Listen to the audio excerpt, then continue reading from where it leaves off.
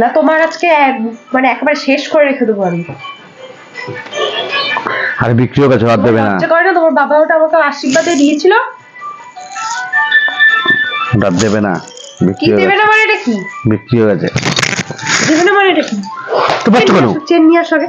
Chain নিয়ে আসো, তোমার চুলের মুঠি ধরে না মানে নাড়িয়ে দেবো একবারে। যাও চেন নিয়ে আসো গিয়ে আমার। আমি এক্ষুনি আমার চেন চাই, এখনই।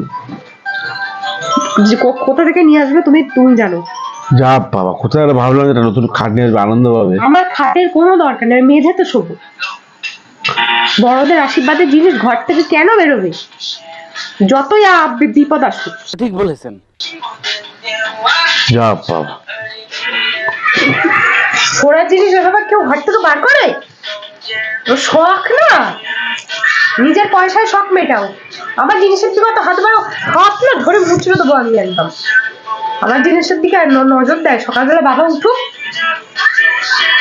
সাহস কি করে হলো তোমার? আমি তো মানে ভাবতেই পারছি না। আর আবার একটা বানিয়ে দেবো। তো সাহস তুমি কোথা থেকে পেলে? আবার একটা বানিয়ে দেবো।